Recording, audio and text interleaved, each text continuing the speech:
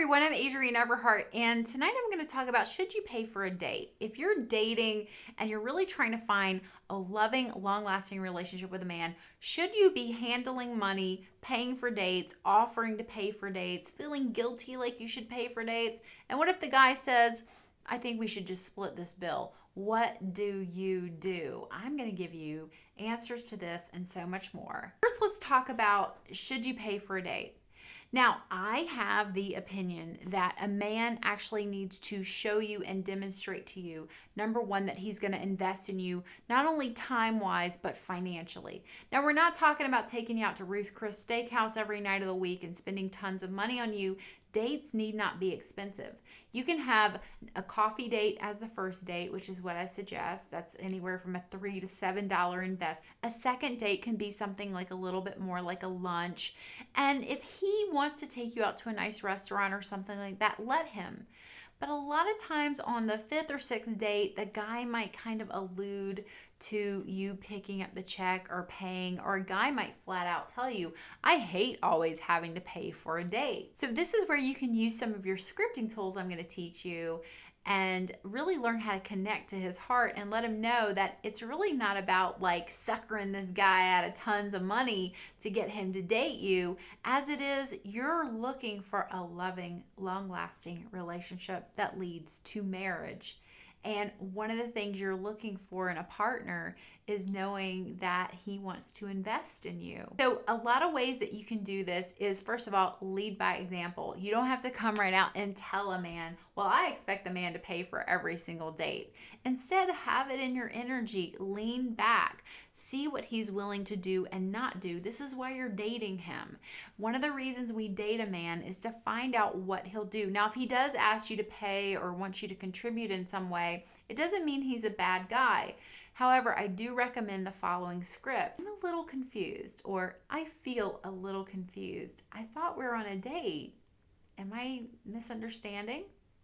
Let's say the man then says, no, I just think it's nice if you could pay a little bit, if you could offer, this bill is a lot, and I only ordered I ordered the blue plate special and you ordered the steak or something like that. So at that point, you need to make a decision. Am I going to see this guy again? Do I like this? Am I feeling invested in this relationship? Don't make that decision because of the meal ticket situation. But I want you to understand, like, am I feeling it for this man or not? Like, be honest with yourself. Most of us know by the third or fourth date if we want to continue dating a man. I really recommend dating at least 3 or 4 times, because so often we have so many walls and blocks around us that we can let a really, really good guy slip through our fingers because of all of these things we're telling ourselves, or that we're still in love with our ex, or we have some opinion of how a man should or shouldn't be showing up. He confronts you in that moment and says, well, yeah, I like you to contribute. Here's all you have to say. I don't feel sexy paying my way. I don't feel sexy paying half. I don't feel like I'm developing a romantic relationship having to pay my own way.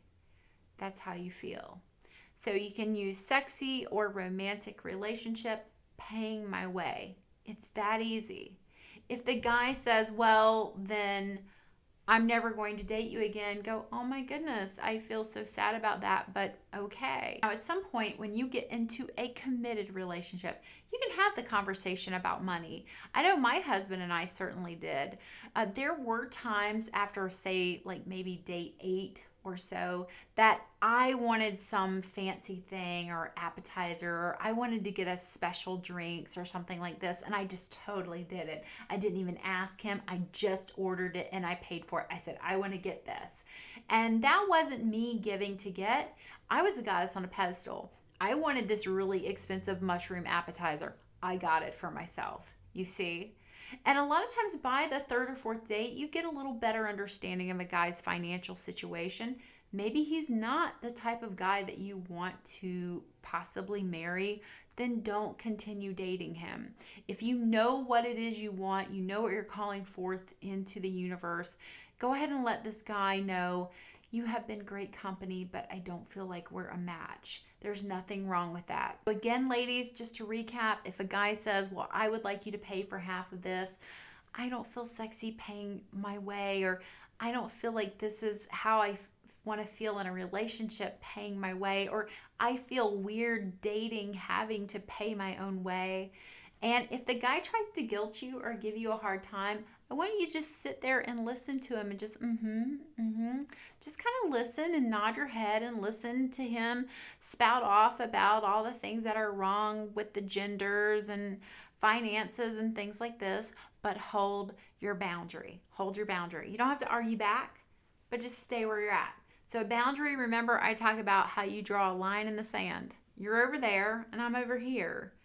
As long as you're over there and you're respecting my boundary, I can just stand here and stay in my boundary. So kind of have that energy and that attitude about yourself. And remember, just because a guy's asking you to pay half or alluding to it, or if a man says, hey, I'm going to pick up the tickets, I was thinking you could buy this, or something like that, it doesn't mean he's bad or wrong. But any man that is asking you to pay for something, in my opinion, he's testing you. He's not invested in your quality as of a woman just yet. So again, he's testing, he's trying you out. This is where if you do like this man, he's testing your boundaries. You want to stick with yours. And you got to know what your boundaries are before you go on a date. So if you need to learn more about dating, setting up boundaries, knowing what you'll stand for and what's really important for you versus what isn't, I really encourage you to check out one of my programs such as FEMM Tools. FEMM Tools teaches you all my FEMM tools. It has a vast library and it teaches you everything you need to know about dating. 500 Ways to Talk to a Man. It's a great ebook to keep on your phone. Loads of scripts for every type of situation you can possibly get into, including the one where if you have to pass on a man, you say you've been great company, but I'm going to be moving on.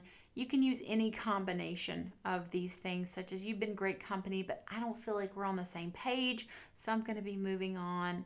You let a guy down gently. And I believe that this gives you really positive energy that you carry into the next relationship, as does he. All right, everybody. I hope this video has shed a little light on paying for dates, or if you feel obligated to pay for dates, or if a man flat out asks you to pay for a date. You know, it doesn't feel very sexy. It doesn't feel very romantic, and it doesn't. All right, much love, everybody. Give me thumbs up if you like this video, and as always, comment below. I'd love to hear from you. Paying for dates is something that can make women get really divided and angry about. And again, this isn't something you're going to do forever, but it is important to not let that man see you handle money, you not pay for dates, especially early on. Okay? And how long is that? I don't know. It's up to you. I believe up until about date 6 or 7, don't pay for anything. And only pay for something that if you really, really want it, like you want it yourself. All right? I hope this has been helpful, and I'll see you next time. Bye.